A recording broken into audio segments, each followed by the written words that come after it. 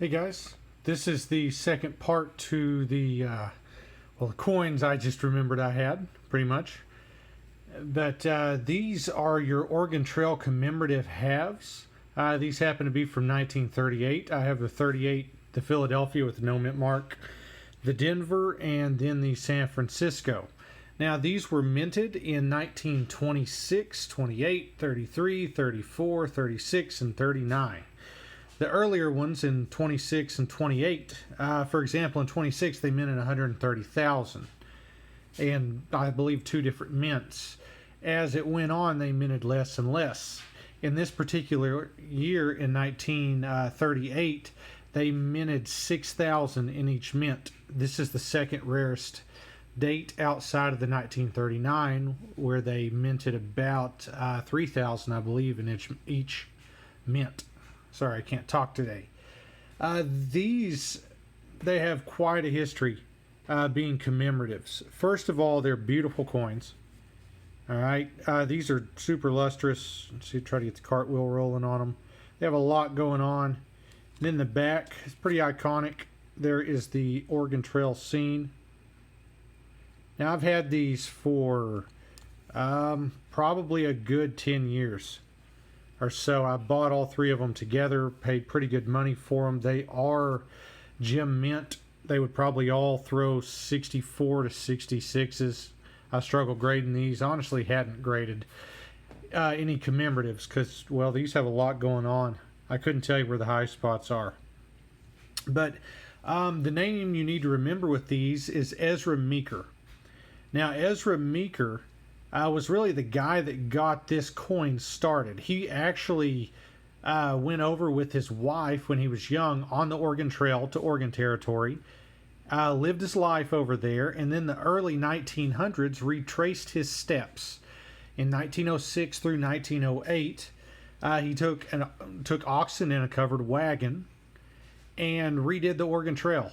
And he actually did this multiple times, and that's to raise awareness of the trail and to not let it honestly not let nature take it back over.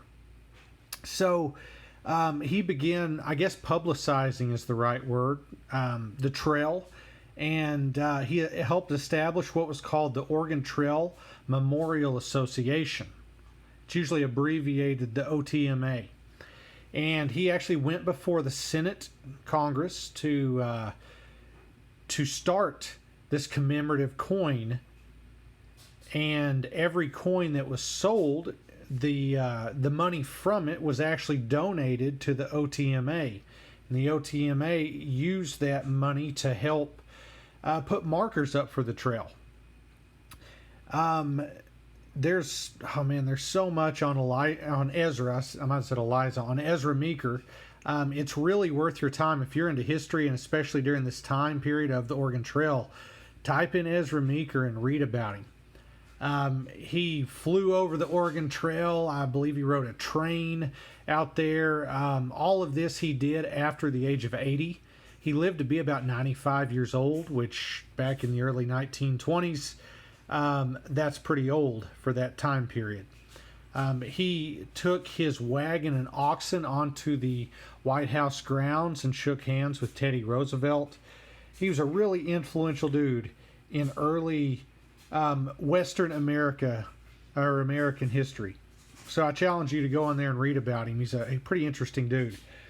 But I know I love teaching my kids about Ezra Meeker, and especially about the Oregon Trail, all the way back to just the California Gold Rush, and everything that deals with early Americana through there and westward expansion. But each one of these coins I'll show you individually. They are pretty tremendous coins. Get a little cartwheel rolling there. Showing you the D. The S is probably the best struck, I would assume. You can see more details there with the Indian. Sorry, the focus. There we go. You can see the focus pretty well. There's the back covered wagon. Maybe I can get that to focus. There we go. Really cool coins. I'll see if I can get it to focus real close. There we go. On these also, the mint mark is really hard to find on these. If you're not familiar, most of the commemoratives, they were struck just Philadelphia, so there's not mint marks, but the S's and the D's on these, if you will look, I wish I had a pointer, but it is right at the tip of my finger. That little dot there is an S. And over here with the D, you can see the D a little clearer. Let me see if I can zoom in some. There we go. There's a D right there behind his heel. But anyway, these coins, I'm not a commemorative collector, but I always thought the Oregon ones, the Texas ones, and then the Arkansas ones are three of the really, really cool commemoratives that they did from about 26 to 1938. That, I mean, you know, if you're a coin collector, even if you don't collect commemoratives, you know, just the beauty of those coins are worth having. But anyway, I hope you enjoyed the video. Maybe you learned something, and I will see you guys later. Thanks for watching.